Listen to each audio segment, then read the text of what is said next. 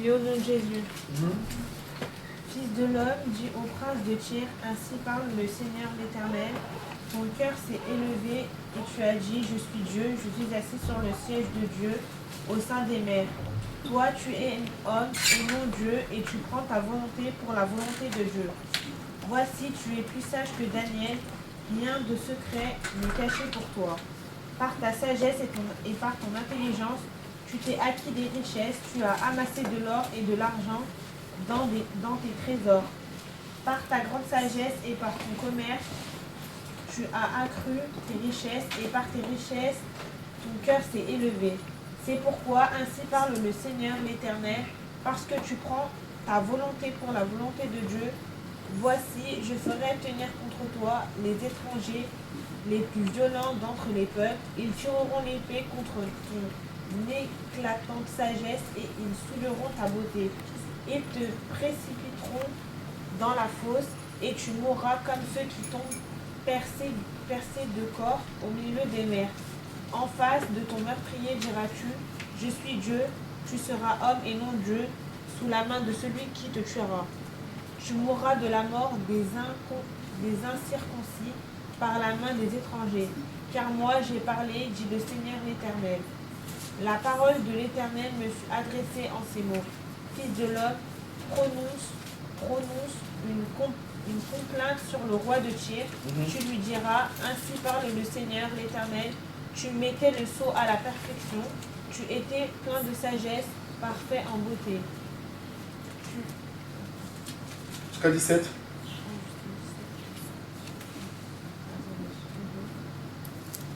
C'est chapitre combien déjà? 28. Ah, ça a changé. 17. Tu étais en Éden, le jardin de Dieu. Tu étais couvert de toute espèce de pierres précieuses, de sardoine, de topaz, de diamant, de chrysolite, d'onyx, de jaspe, de saphir, d'écarboucle, d'émeraude et d'or. Tes tambourins et tes flûtes étaient à ton service, préparés pour le jour où tu fus créé. Tu étais un chérubin, protecteur aux ailes déployées. Je t'avais placé et tu étais sur la sainte montagne de Dieu. Tu marchais au milieu des pierres étincelantes. Tu as été intégré dans tes voies depuis le jour où tu fus créé jusqu'à celui où l'iniquité a été trouvée chez toi. Par la grandeur de ton commerce, tu as été rempli de violence et tu as péché. Je te précipite de la montagne de Dieu et je fais disparaître chérubin, protecteur du milieu des pierres étincelantes. Ton cœur s'est élevé à cause de ta beauté. Tu as corrompu ta sagesse par ton éclat. Je te jette par terre. Je te livre en spectacle au roi. Amen. Alors, nous allons essayer de méditer sur ça une fois que nous serons à la maison. Nous allons voir un peu ce processus, ce cheminement de celui que nous appelons aujourd'hui soit notre ennemi, soit Satan, soit diable. Il y en a qui dit le diable, il y en a qui dit le diable m'a trompé, Satan m'a trompé, mon ennemi, on l'appelle de tous les noms. Alors, malheureusement qu'on n'a pas vraiment assez de temps, mais je vais faire de sorte que le Seigneur me permet de dire l'essentiel des choses. Bien aimé, bien que le sujet sur Satan ne soit pas celui qui produit le plus d'enrichissement spirituel, il est cependant nécessaire de connaître ce que la parole de Dieu nous dit à son sujet. Il est très important, parce que le sujet qui concerne Satan, ce n'est pas enrichissant. À part le mal, à part le divorce, à part nous faire du mal, ça n'enrichit pas. Ça ne fait pas du bien. Ça fait que pleurer, ça fait que c'est restreint, c'est mal, c'est mesquin, c'est souffrant, c'est noir, c'est pénible. Alléluia. Raison pour laquelle la Bible ne peut pas passer son temps à mettre à la lumière ses activités, mais la Bible nous apprend quand même que cette personne existe. Quand nous avons suivi cette lecture, la Bible a expliqué le cheminement, où est-ce qu'il était, comment ça s'est passé pour qu'il en arrive là, pour qu'il soit appelé fils de roi, Satan, à ce jour. Bien aimé, d'abord, l'origine de Satan, la parole de Dieu nous enseigne fort peu sur l'origine de ce Satan. Bien aimé, il y a quelques portions qui nous est parlé dans la Bible, souvent sont décrits en petits mots. Des fois, c'est signalé tout simplement que Satan a fait telle activité, mais on ne traîne pas trop dessus. Parce que nous, les enfants de Dieu, la victoire nous appartient. La Bible nous dit plus loin, sous la figure du roi Babylone, en Ésaïe chapitre 14, quand vous pourrez lire à la maison, Satan nous est dépeint par le titre qui est donné. Comme es-tu tombé des cieux, astre brillant ou Lucifer, fils de l'aurore, au verset 12. La Bible dit encore un peu plus loin, il dit, sous la figure du roi de Tyr, Ézéchiel nous a dit en avantage que c'est lui qui avait été créé dans une parfaite beauté, mais dans l'orgueil l'a fait déchoir. C'est-à-dire que Satan, par rapport à son origine, il était une parfaite beauté. Il était créé dans une parfaite beauté. Il était auprès même de Dieu. Il a même suivi les commandements. Il a suivi le fonctionnement même de notre Dieu que nous prions aujourd'hui. Il savait comment ce Dieu-là fonctionnait. Qu'est-ce qui était agréable à ses yeux et ce qui n'était pas agréable à ses yeux. Alléluia. Raison pour laquelle d'abord l'origine de Satan c'est ça. Il était auprès de Dieu. Il était auprès de notre Dieu que nous prions, que nous louons. Alléluia. Il était présent toujours à ses côtés. Et plus loin, la Bible nous dit, sa chute a commencé comment? Tout autant que son origine, la chute de Satan, bien-aimé, ne s'est décrite qu'à un mot couvert. Quand lisons le livre de 1 Timothée, chapitre 3, au verset 6, elle nous dit, quelle était donc la faute qui d'un ange de gloire a fait un être profane, object et abominable? Parce que ton cœur s'est élevé et que tu as dit, je suis Dieu, je suis assis sur le siège d'un Dieu, et que tu élèves ton cœur comme un cœur de Dieu à cause de cela. Ainsi dit le Seigneur. L'Éternel, ton cœur s'est élevé pour ta beauté, tu as corrompu ta sagesse, à cause de cela, je te précipite sur la terre. Donc la chute de ce Satan, de cet homme qui est aujourd'hui notre ennemi, a été précipité sur terre par notre Dieu. Il a été créé dans une parfaite beauté. Son orgueil l'a poussé à pouvoir prendre la place de Dieu, en voulant être comme Dieu. Dieu a dit, je ne partage pas ma gloire, l'a précipité sur terre. D'où la chute de cet homme. Elle dit aussi, par rapport à son activité sur la terre, l'Éternel dit à Satan, d'où viens-tu? Et Satan répondit à l'Éternel et dit, de courir ça et là sur la terre et de m'y promener. Lorsque nous lisons le livre de Job, chapitre 1, verset 7, ou le chapitre 2, juste le deuxième verset. C'est bien là, l'ennemi, l'activité incessante de l'ennemi, qui est Satan. Il est l'ennemi numéro 1 de notre âme, comme un lion rougissant rôde autour de nous, cherchant qui il pourra dévorer. Cela est dit dans le livre de 1 Pierre, chapitre 5, verset 8. Il rôde et il cherche qui dévorer. Il a été élevé par son orgueil, il a voulu s'égaler à notre Dieu. Dieu a dit, je ne partage pas ma gloire, l'a précipité sur terre, d'où sa chute. Une fois qu'il est venu sur terre, c'est là où il a commencé à rôder, commencé à chercher, en étant rougissant, pour pouvoir captiver, pour pouvoir dévorer tout ce monde-là qui glorifie notre Dieu. Bien aimé, donc la séduction, la convoitise, appât trompeur et mensonge sont ses armes favorites. Tout ce qui est séduction, convoitise, appât trompeur et mensonge sont ses armes favorites. Bien aimé, il les utilise pour tout ce qu'il tient sous son emprise, mais aussi à l'égard de ceux que le Seigneur Jésus-Christ a rachetés afin de faire tomber dans ses filets. Donc quand il est descendu sur terre, il a dit, je commence maintenant à travailler, à rôder, à chercher, à séduire, à tromper, pour que j'ai plus de personnes de mon côté, pour que je retourne combattre la personne qui m'a précipité. Donc si tu appartiens à Dieu, tu serais combattu par la séduction, par la tromperie, par beaucoup de choses que nous allons voir un peu plus loin. Chaque chute dans le péché est un strict accident. Certainement, j'ai commis un accident. Ou je ne savais pas. Ou bien je savais, mais j'étais tellement faible, j'étais tellement fatigué. Voilà pourquoi je l'ai fait quand même. Ça devient un accident pour nous les chrétiens. Alors que nous avons été bien avertis qu'il est descendu sur terre et il cherche à nous séduire pour pouvoir nous montrer combien il est bon, combien il est merveilleux, alors que c'est un homme déchu. Il n'a aucun pouvoir sur quoi que ce soit. Tout ce qu'il nous présente n'est que pacotille. Mais, bien aimé, lorsque nous tombons, lorsque cela est un accident pour nous, à ce moment-là, cela nécessite une œuvre de restauration. Cette œuvre est opérée par l'Esprit, par la parole de Dieu et par le Fils de notre divin avocat qui est le Seigneur Jésus-Christ lui-même. Et quand le diable a été précipité sur terre, écoutez-moi bien, je vais être violent cet après-midi. Quand le diable a été précipité sur terre, il a dit, moi on m'a précipité, et moi on m'a envoyé sur terre. Il a pris son équipe, il a pris les personnes qui croyaient en lui. Il a pris les gens qui croyaient à ses mensonges, les gens qui acceptaient d'intégrer son équipe.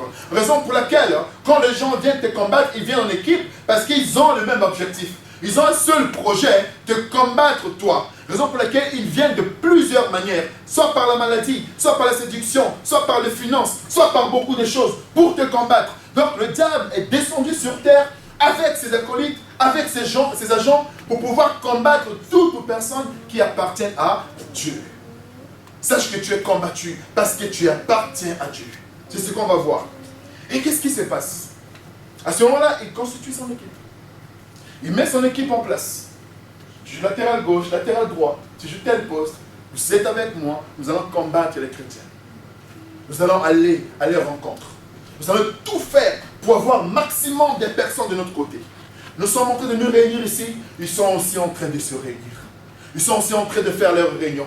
Même cette nuit, ils ont fait leur réunion. Lorsque nous étions à Méribel hier, ils étaient aussi à Méribel, en train de faire leur réunion. À chaque fois que nous sommes en activité, eux aussi sont en activité. Pour savoir ce que nous avons décidé aujourd'hui, eux aussi ils vont se lever pour combattre ce que nous avons décidé. Notre vie chrétienne donne l'activité à l'ennemi. À chaque fois que nous nous réunissons, à chaque fois que nous vivons la gloire de Dieu, l'ennemi se lève aussi pour s'opposer à cela. Qu'est-ce qu'ils ont fait? Ils ont dit, écoutez-moi bien aimés. Allez, à ce moment-là, ils ont convoqué une réunion. Ils ont dit, nous allons combattre Françoise, nous allons combattre Eric, nous allons combattre Boris, Noémie, nous allons combattre des enfants de Dieu. Ils se disent des enfants de Dieu, mais nous allons les combattre. Allez, réunissons-nous pour savoir ce qu'on peut faire contre ces chrétiens-là. Ceux qui disent Dieu, Dieu, ceux qui disent Alléluia, nous allons les combattre. Le chef a réuni tous ses agents. Il a dit, voilà ce qu'ils ont dit pendant cette réunion. À tous les satanistes, les représentants, les principautés, les agents, à tous les pouvoirs, à tous les esprits mauvais, méchants, à toute force des démons de l'univers. Les chrétiens nous font de plus en plus mal. Suivez-moi bien. Tous les jours, et si nous ne faisons pas attention, nous allons tous perdre. Je voudrais attirer votre attention sur les résolutions prises lors de notre dernière réunion du mardi 1er novembre 91. Souvenez-vous que tous les chrétiens n'étaient pas informés de nos activités que nous avons programmées l'année dernière. Et de ce fait, nous attirons beaucoup d'entre eux et je vous en félicite. Mais pour le moment, les choses changent. Comme je l'ai remarqué dans notre numéro XX-1-00, au-delà de la mort et la vie, est notre numéro secret pour contrôler l'univers. Les chrétiens deviennent de plus en plus victorieux à cause de leur force en prière et aussi à cause de leur foi ferme. Waouh! Qu'est-ce que nous allons faire? Ça dit, c'est vrai. Il dit, qu'est-ce que nous allons faire? C'est comme quand le pasteur dit, le démon, l'ennemi, le diable commence à nous embêter. Qu'est-ce que nous allons faire? Il faut prier, il faut jeûner. Et également, ce qu'ils disent, il dit, les chrétiens deviennent de plus en plus victorieux. Voilà ce que nous devons faire. Il dit, qu'est-ce que nous allons faire? Voici quelques éléments que nous allons utiliser pour réussir leur chute. Nous allons utiliser les principes bibliques que tout le monde connaît, des expressions chrétiennes. Utiliser le code Havit, c'est-à-dire tourner la Bible de haut en bas pour changer la vérité de nos ennemis, qui nous sommes. Acceptons les techniques en utilisant la Bible dans un mauvais sens, spécialement pour les prédicateurs. Alléluia. Et les pasteurs, et appliquer aussi les techniques tactiques que nous avons arrêtées lors de notre dernière réunion. Soyons un intendant sérieux qu'avant. Ci-dessous, il y a des tactiques que vous allez pratiquer à tous les chrétiens. Et non, pas tous les chrétiens, mais ceux qui ne sont pas dans nos filets. Et vous, ne vous méfiez pas des hypocrites. Ne vous méfiez pas des hypocrites. Il dit, dans l'église, il y a des hypocrites, il y a des chrétiens qui sont sincères. Mais ceux qui sont hypocrites, ne vous méfiez pas d'eux parce qu'ils appartiennent à notre équipe. Il dit, premièrement, regardez ce que vous allez faire. 1. Ne pas leur permettre de lire la Bible. L'ennemi a mis en place un système pour empêcher des chrétiens de lire la Bible. Tu n'as plus le courage de lire la Bible. Il dit, à la place, leur donner l'intérêt de lire les autres ouvrages qu'est la Bible. À lire aussi les histoires amusantes, les magazines de nos bibliothèques et d'autres livres moins intéressants à leur vie spirituelle. Comme ça, quand la tentation viendra, ils seront perdus. Voici, voilà, vous achetez les magazines et vous lisez. Jésus. Je vais être violent cet après-midi. Vous achetez les magazines, vous lisez les magazines, vous vivez quelque chose qui se passe dans le monde pour raconter la vie de quel que ce soit, des stars, vous connaissez par cœur, vous prenez votre temps, l'argent que Dieu vous a donné pour soutenir son œuvre. Vous avez des ouvrages et des ouvrages et des ouvrages de ce qui se passe aux États-Unis pour des stars. Vous connaissez la vie des stars même dans leur intimité. Vous oubliez que l'œuvre de l'ennemi se cache derrière ces ouvrages-là. Il dit, permettez-les. Ils ne peuvent pas lire la Bible parce que nos ouvrages les empêcheront de lire la Bible. Parce qu'ils s'ils lisent la Bible, il y a la vérité qui se trouve dans cette Bible. Ils connaîtront la vérité et ils seront avertis. Empêchez-les de lire la Bible. Première chose que le diable t'empêche de lire la Bible. Parce que quand tu lis la Bible, tu es rempli de vérité. Mais quand tu vas voir les voici, un tel a divorcé, un tel avec riche, et je mets aussi un homme riche. Mais qui t'a dit que Dieu t'a envoyé dans cette vie-là? Mais le diable te fait les distractions. Parce que tu vois, ce que tu vois dans les voici, ce que tu vois dans les magazines aujourd'hui, bien aimé, ne sont que les tromperies de l'ennemi.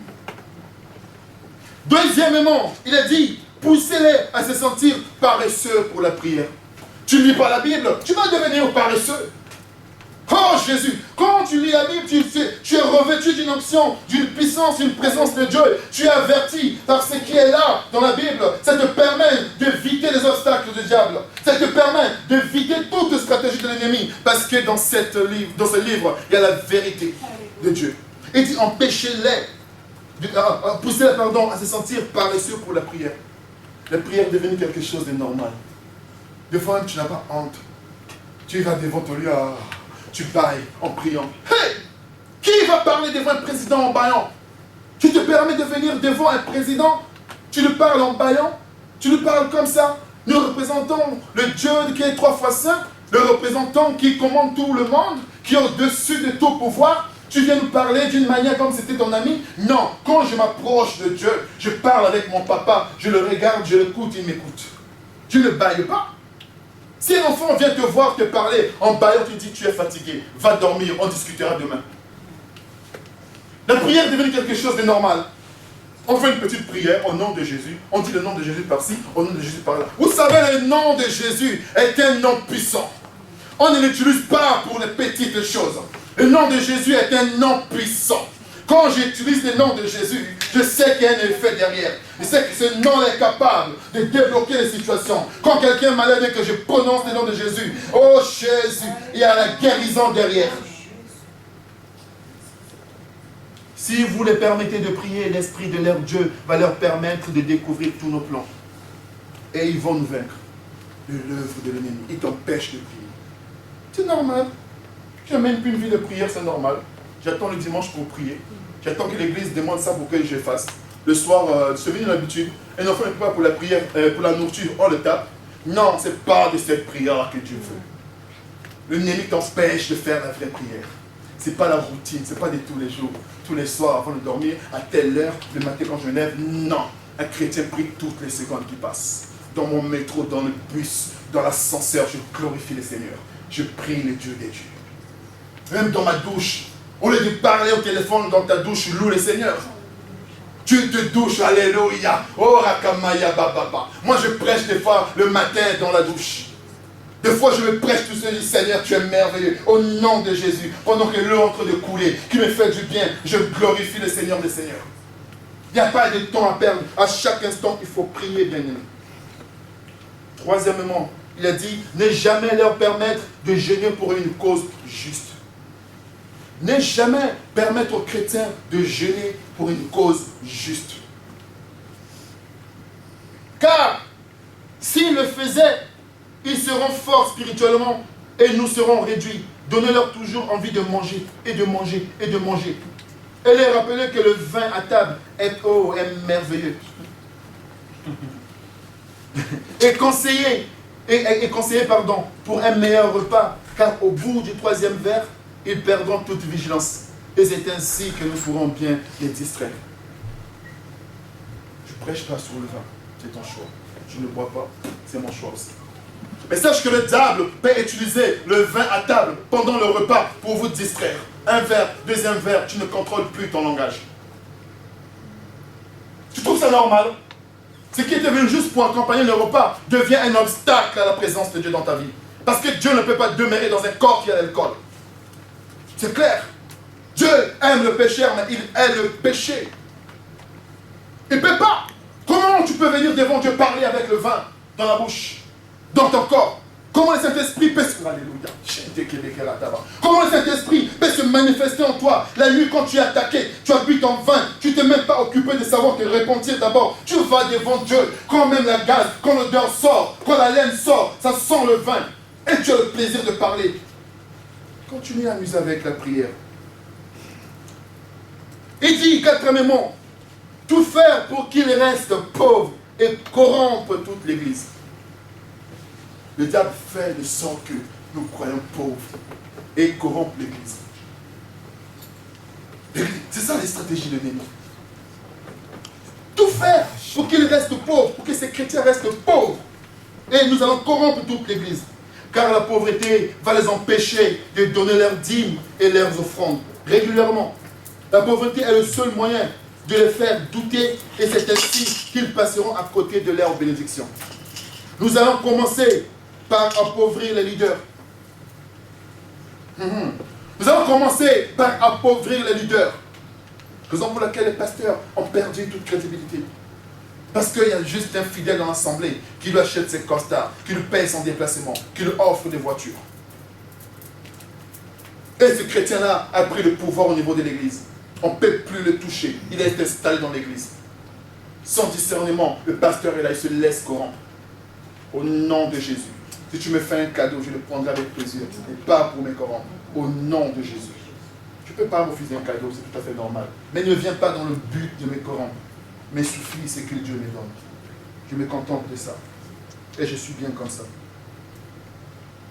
Faites les cadeaux au pasteur. Et montrez-lui que vous êtes très important pour l'œuvre financièrement. Comme ça, il vous laissera vous installer à ses côtés ou intégrer l'équipe dirigeante. Distraire les diacres par des grosses sommes d'argent lors des offrandes et dîmes. C'est ainsi qu'ils parleront du bien de vous devant leur assemblée. Le pasteur, il vient, il fait des éloges sur un frère, il fait des éloges parce que le frère leur donne beaucoup d'argent, beaucoup de dîmes. Ils oublient que c'est quelqu'un qui a été envoyé pour distraire, pour corrompre l'église. L'église est corrompue. Les gens parlent que de l'argent, l'argent, l'argent. Quand les gens viennent donner leur offrande, les gens ils montrent les sommes d'argent pour distraire les gens.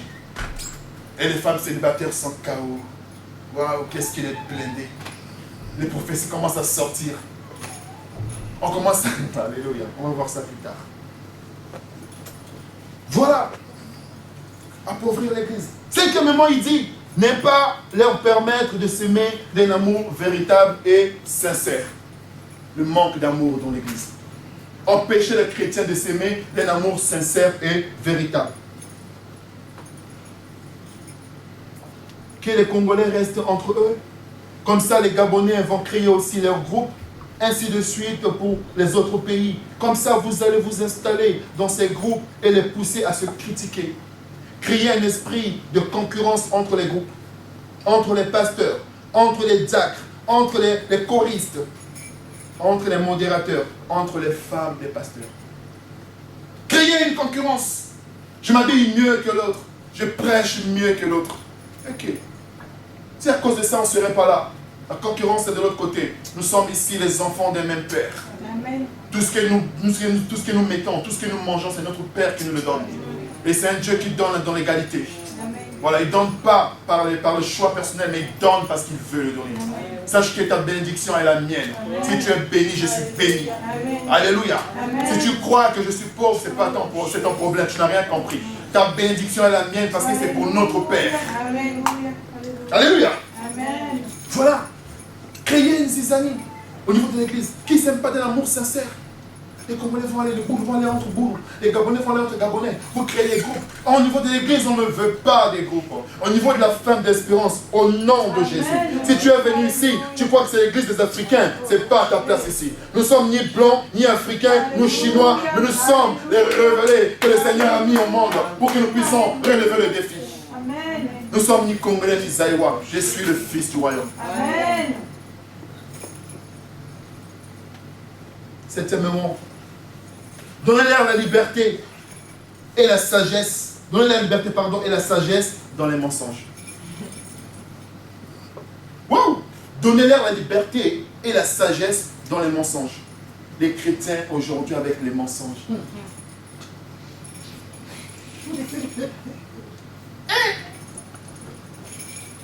Tu dis que c'est à cause de qui que la femme d'espérance n'avance pas. Ton témoignage. Dans ta famille, on te connaît. Comment tu mens?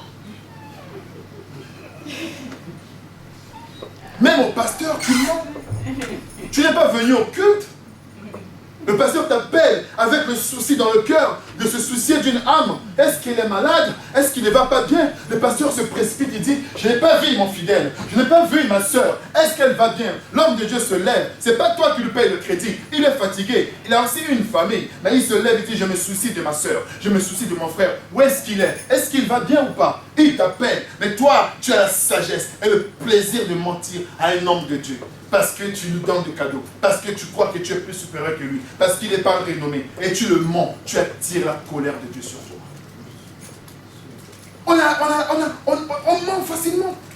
Ah, pasteur Eric, moi, mon enfant, on condamne l'enfant malade, l'enfant n'est pas malade.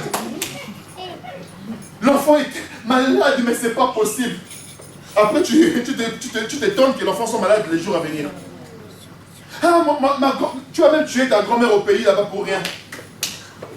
On était à la veillée, ma grand-mère est morte, je ne pouvais pas venir. C'est hyper arrivé que tu sois fatigué. Dis la vérité à ton pasteur. Dis, pasteur, j'ai été fatigué. Vraiment, pardonne-moi. Mais les chrétiens ont le plaisir de mentir au pasteur. On vient à l'église, on ment au pasteur. On fait les choses en cachette, on vient s'asseoir à l'église. Le pasteur est là, le pasteur le connaît, et on ment au pasteur. Il dit donnez-leur la sagesse et l'intelligence, n'est-ce pas, de mentir. Alléluia. La liberté de mentir. Poussez-les à dire toujours les mensonges. Petit à petit, ils deviendront et ça deviendra un grand obstacle à la manifestation de l'esprit de leur maître. Qu'il n'y ait pas de vérité qui sort de leur bouche. Sinon, c'est la repentance et on perd des agents. Je souhaite que vous puissiez pratiquer ou appliquer ces choses selon les directives données. Je répète, mensonge, mensonge, mensonge. D'accord? Toujours mentir. Toujours mentir. Comment on ne t'attrape pas, tu deviens champion. Tu as le plaisir de mentir. Un chrétien, des fois, tu as menti à ton frère, tu es content, tu rigoles. Après, tu vas dire, Seigneur, oh, alléluia, mon Dieu. Ce n'est pas l'église, hein? Huitièmement, instaurer dans l'assemblée un esprit de distraction et de rébellion. Les enfants qui pleurent, qui font ceci, c'est la distraction. C'est juste au moment de la prédication que l'enfant commence à pleurer, à avoir envie de pisser. Il y a des femmes dans l'église qui commencent à avoir envie de pisser au moment des prédications. Tu es là tout à fait normal, rien ne passe, ils appuient sur ton bassin. Juste pour te distraire, te lever, tu ne sais pas, ton portable sonne, tu ne sais pas. Tu es là, il te distrait, il te fait penser à des choses qui se passent à la maison derrière toi. Tu es là, mais tu n'es pas là. Poussez-les à connaître tout sur le retour de Bible. Ils n'aiment pas dire le nom de Jésus. Hein. De leur maître. Mais faites-leur oublier en leur faisant croire qu'il y a encore du temps. Donc ils peuvent encore s'amuser. Que Jésus va revenir. Le diable te dit non, il y a encore le temps. Oh, il ne revient pas maintenant. Il y a encore le temps. Il revient peut-être dans 20 ans, dans 30 ans, dans 50 ans. Donc tu peux encore t'amuser. Tu as encore le temps de te repentir. Amuse-toi. Alléluia. Il y en a un du jour au lendemain, vous avez suivi, qui ont été arrêtés pour rapatrier dans son pays et qui est mort. Personne ne le savait. On peut te ôter la vie comme ça, simplement parce que tu crois que le temps du retour de Christ est encore loin. C'est juste là à ta porte. Alléluia. Et des rébellions au niveau de l'église. Des sœurs se rebellent contre les serviteurs de Dieu. Il est qui même? Il se prend pour qui? Pourquoi il me parle comme ça? Il est là à fuir dans ma vie. Le langage des chrétiens. Il est là, il est pasteur, se prend pour qui? Et lui-même. Ah frère, c'est un serviteur de Dieu qui a été point et élevé. Il dit, la Bible dit quoi? Le Seigneur tiendra la main de son serviteur. C'est lui qui l'élèvera. Même s'il tombe, c'est lui qui tient la main de Dieu. C'est Jésus qui tient la main de son serviteur. C'est lui qui l'a élevé. Alléluia. Les rebelles, au niveau de l'église, qui es-tu pour te rebeller au serviteur de Dieu? Tu te compares au serviteur de Dieu. Quand un serviteur te parle, te dit, mais il se prend pour qui? Tu te permets de prononcer les mots, l'argument, certaines choses, même pour les gens du monde. Aucun respect pour ton serviteur, ou pour ton pasteur, pardon. Neuvièmement, il dit, combattre les témoignages et les prédications de leur évangile. À ce niveau, il faut demander à témoigner, mais surtout ne dire que des mensonges. Ah, je bénis le Seigneur parce que j'ai eu mes papiers. Mariage blanc, mensonge. Alléluia. Ah, je bénis le Seigneur parce que j'ai trouvé le travail, usurpation d'identité. Tu ne travailles pas avec tes papiers, ce n'est pas toi. Mensonge. Tu es fier de venir témoigner. Tu n'as même pas, tu n'as même pas peur de venir devant Dieu, dire aux gens que j'ai eu le travail alors que tu travailles avec les papiers de quelqu'un. Tu viens dire devant le Seigneur, devant l'assemblée, que Dieu m'a béni, j'ai eu du travail. Tu t'appelles Boris? Non, mensonge. Dans le témoignage. Ah, Dieu m'a fait ceci. Ah, Dieu m'a fait cela. Alors que tu as menti, alors que tu as triché, alors que tu as volé, alors que tu as corrompu. Et tu viens témoigner au nom de Dieu devant l'église. Et tu te rends compte que ta vie ne marche jamais. Le boulot ne va jamais marcher. Tu ne resteras pas longtemps. Problème sur problème. Les collègues ne t'aiment pas. Parce que tu as menti de la racine. Poussez-les à mentir dans leur témoignage. Empêchez-les de faire des veillées de prière, car cela nous perturbe et nous empêche, n'est-ce pas, de travailler nocturnement. Car s'ils prient la nuit, nous sommes perturbés. Poussez-les à regarder la télé pendant les heures et des heures, afin qu'ils n'aient ni le temps pour prier, ni le temps pour lire la Bible. Combattre les chrétiens. Le chrétien est devant la télé. C'est ça. Zap. Tu connais toutes les chaînes par cœur. Même pas 2 secondes que tu lis la Bible. Tu te lèves devant ta télé, tu éteins la télé, tu es fatigué comme si tu étais sous. La télé t'a fatigué, il y a des images qui ont tellement pris ton esprit, ça t'a tellement rendu lourd, tu même en allant se coucher alors que tu n'as même pas bu. Ils ont captivé, ils ont travaillé ton esprit par les images, par les voitures, par les télés, par les séries, par l'amour, par les feux de l'amour, par les trucs. Tu as regardé toute la journée, toute la soirée, les replays, tu as remis, tu as...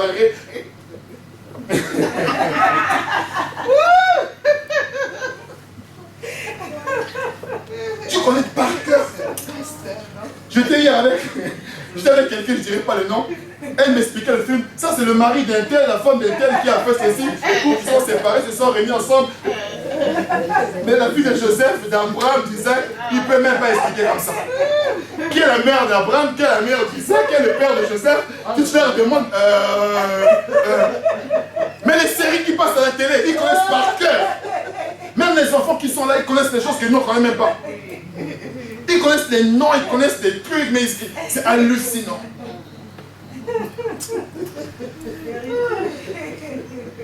Alléluia. Il dit, mettez-les dans la distraction. Alléluia. Dixièmement, il dit, impartez chaque foyer en ayant une emprise sur toute la famille. Ah, là, c'est sérieux. Impacter, alléluia, chaque foyer en ayant une emprise sur toute la famille. Que le père monopolise la télé pour son match de foot. Comme ça, la femme va s'isoler en boudant dans son coin à cause de la série manquée. Le papa, il va venir, je suis le papa de la maison, je vais regarder mon foot. C'est à ce moment-là qu'il y a la série qui arrive au meilleur épisode. C'est l'épisode où ça commence à être chaud là. Mais chérie, je vais regarder. Non, il y a le match. La femme va dire quoi? Lui aussi avec son foot là. Ben, n'est-ce pas? Elle va faire quoi? Elle va bouder. Elle va se détacher de son mari. N'est-ce pas? Et elle va faire quoi? Elle va se mettre dans le pain, elle va prendre son portable. Le portable, il est illimité. Alléluia. Elle va aller dans son répertoire. Elle va commencer à chercher les numéros. Elle va dire, ah, ma copine, ça fait longtemps, je ne l'ai pas eu. Et la copine, ce n'est pas la sœur en Christ, hein, c'est la copine de l'école, c'est fait tout comme ça, qui n'est même pas chrétienne. Et qui je vais l'appeler, on va papoter un petit peu. Allô, ça va comment? Qu'est-ce que tu fais? L'autre là. C'est même pas chou, hein. C'est l'autre là, il se prend pour qui?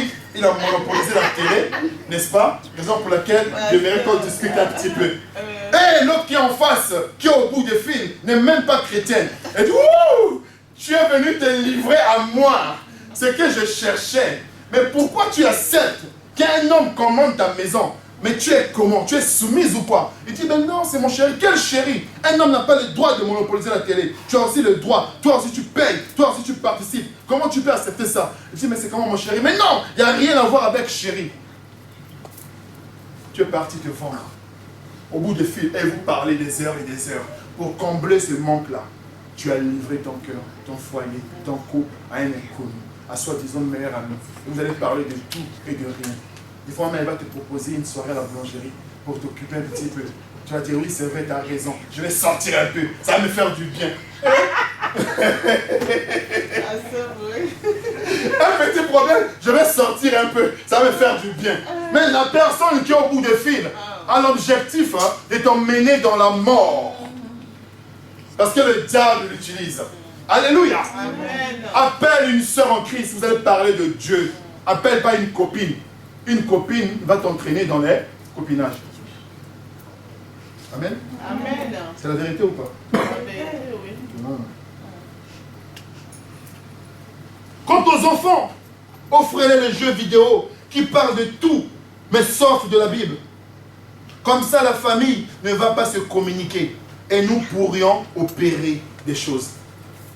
La maman est enfermée dans la chambre. Des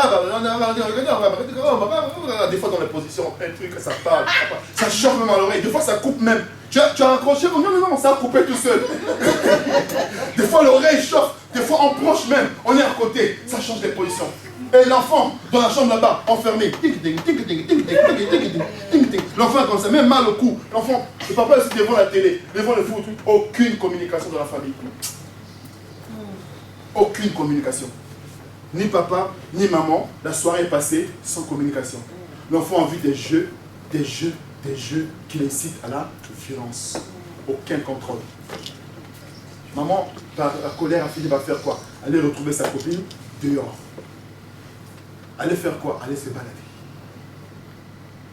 Ah, mais tu es qui? Pourquoi tu laisses faire? Ah, moi chez moi, c'est moi qui commande. Ah bon? Quand tu vas rentrer, voilà comment il faut faire. Voilà, il ne faut pas te laisser faire. Oh! Moi, je ne laisse jamais faire. Moi, quand je vais regarder ma série, je regarde ma série. Je lui dis, va regarder ton match dans le bar là-bas. Il va regarder le match dans le bar avec qui? Les soulards. Il finira par retrouver les soulards. Il va être attiré, il va faire quoi? Il va aller regarder dehors. Ou tu vas aller retrouver ta copine dehors, vous allez faire quoi? Vous allez vous balader. Qu'est-ce qu'elle va te dire? Elle va te citer à la rébellion. Instaurer une activité aux heures de leur réunion de prière.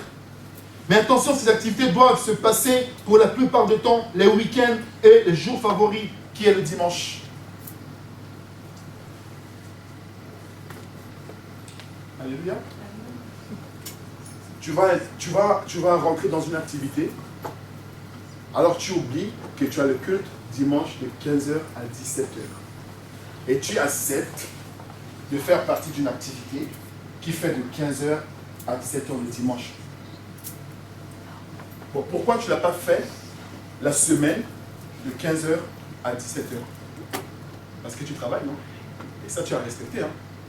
Mais pour les seigneurs, non, c'est normal. Il dit instaurer les activités aux heures des cultes, aux heures des réunions de prière. Comme ça, ils seront empêchés d'aller à l'église, ils seront avec nous. Nous passerons des moments avec eux. Ouh, pour toi, c'est merveilleux. D'être avec mes copines, soit pour la cantine, soit pour telle réunion de famille, soit pour telle activité, pour le foot. Moi, j'ai arrêté le foot à cause de ça, je ne pouvais pas. J'ai fait un choix. Le dimanche, ça ne te dit rien. de savoir que tu n'es pas allé à l'église, alors que toute la semaine tu ne l'as pas fait, juste pour 2 heures devant le Seigneur. Tu as choisi encore tes amis, tu as choisi encore ton activité. Après tu vas dire que Dieu ne te bénit pas. Après tu vas dire que j'ai des problèmes dans ma vie. Tu oublies que tu voles Dieu dans tes activités avec lui. Tu as fait ton choix d'être avec tes amis, avec la compagnie. Soit pour n'importe quelle activité, ça peut être la cantine, le foot, beaucoup de choses. Alléluia. Amen.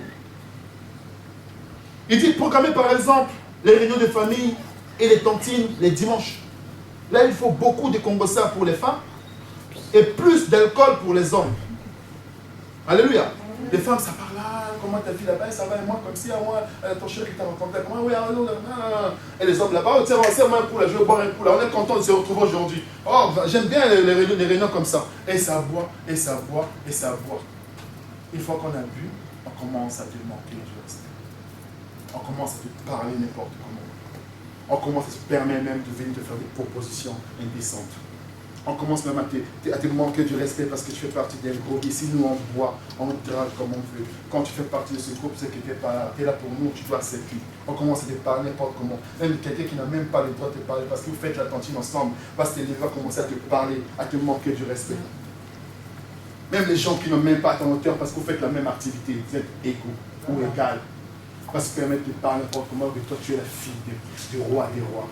Toi qui es une princesse, on te manque du respect parce que tu as choisi une activité qui te rabaisse.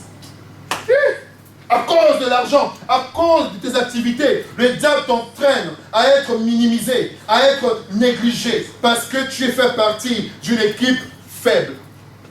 Au nom de Jésus. Poussez-les à partir les week-ends en famille ou aller au parc lorsqu'il fait beau, si c'est le jour du culte. Le dimanche, tu prends tes enfants, vous allez au parc, jouer. L'église est vide et tu es fier de toi. Ou bien vous partez le week-end. Parce qu'il faut aller avec les enfants, parce que c'est la famille quand même, c'est bien. Amen. On n'a pas vraiment le temps. Mettez le paquet sur le deuxième regard. Je reviendrai dessus en enseignement une autre fois, le deuxième regard. Là, je vais faire encore des ennemis. Mettez le paquet sur le deuxième regard de ces faux chrétiens. Ils savent, hein? Satan, il sait qui est vrai, qui est faux. Ils savent. Il dit, oh, toi, quand tu dis, oh, au nom de Jésus, là, il rigole, il dit, oh, arrête, on se retrouvera tout à l'heure là-bas. Alléluia. Amen. Quand tu prends autorité le soir, tu ne te fatigues pas, on est là chez toi, on s'est installé, tu es avec nous, nous sommes avec toi, on est ensemble. Pourquoi tu nous embêtes comme ça? On ne te fatigue pas. Mais un vrai chrétien, quand il se lève, dès que tu ouvres ta bouche, tu entends seulement la porte claquer. Tu dis, bon, tu as la chance. Parce que si je parlais, tu allais voir. Alléluia. Amen. Il dit, mettez le paquet sur le deuxième regard de ces faux chrétiens. Pour les hommes, les vêtements de marque. L'homme vient à l'église avec le costard. Dieu merci parce que j'ai un pasteur qui est tellement simple. Alléluia. On a un pasteur tellement simple. Il met son costard, il s'en fout, il est là, il est pour la gloire de Dieu. Que Dieu te bénisse, pasteur. D'une simplicité, des fois tu reconnais que vraiment ça c'est le serviteur de Dieu. Il met sa chemise propre, il n'est pas là à se prendre la tête à vouloir des marques, les quoi, les trucs. Non, il met son costard. D'une simplicité vraiment qui me touche. Il dit Seigneur, merci de m'avoir donné ce pasteur. C'est un modèle, c'est un exemple. Que Dieu te bénisse, pasteur. Alléluia. Amen. Voilà, ici pour les hommes, les vêtements de marque. Tu viens là, le pasteur, il parle, il fait style. Alléluia, au nom de Jésus, il lève exprès. Bon, moi j'aime les grosses manques. Mais dis oh, alléluia, au nom de Jésus. Que Dieu vous bénisse. Il montre sa marque de montre. Alléluia. Amen. Des fois, le constat, il y a encore la griffe, là qui est là. Alléluia. Amen. Qui montre les marques. Il dit pour les hommes, les vêtements de marque. Des signes de richesse, alléluia, le rang social. On demande aux frères de prier. Oh Seigneur, je te bénis parce que tu m'as donné le boulot, que je suis le chef, le directeur. On ne t'a pas demandé de nous dire qui tu es. On t'a dit de rendre grâce. Alléluia. Amen. Hein? Les signes de richesse pour perturber les sœurs dans l'église. Il dit mettez le forme, le physique, muscle, habits moulants. Le frère, il vient, il est baraqué. Quand tu veux donner ses 10 000 mains, petit body là, comme ça, les femmes disent, qu'est-ce qu'il est mignon. Alléluia. Tu ne sais pas d'où vient ce frère-là. Il est venu te perturber. Il dit, mettez le paquet sur le deuxième regard. Quand la sœur va voir le frère, elle dit, c'est quel frère là? Il est beau. Qu'est-ce qu'il est musclé. J'aime bien les hommes musclés comme ça. Dans l'église, tu oublies. On n'est pas à la tortille. On est à l'église. On n'est pas dans un lieu de venir choisir, n'est-ce pas, les muscles ici. Nous sommes baraqués par l'Esprit. Au nom de Jésus. Alléluia. Et vous, les sœurs au niveau de l'église, vous êtes perturbés par des choses comme ça. Tu commences à trembler, tu commences à appeler de la copine, ou d'appeler une sœur, tu appelles la copine. Waouh, dans telle église, c'est un frère qui est venu. Il est trop beau. Il est trop beau, oui, c'est bien. Alléluia. Amen. Ne regarde pas ses muscles. Ne regarde pas ses vêtements qu'il met là. Ça va t'induire en erreur. Quand tu vas te marier avec, à la maison, ça va être chaud. Alléluia. Amen. Et dit pour les femmes, oh, mettez le paquet, les lentilles. On ne sait plus les femmes aujourd'hui, les femmes noires, si les yeux sont marrons, rouges, verts ou jaunes. Moi, j'ai jamais connu l'histoire des lentilles dans mon pays là-bas. Les femmes noires aujourd'hui aussi lentilles. Qu'ils mettent lentilles pour que leurs yeux brillent. Des fois, tu regardes,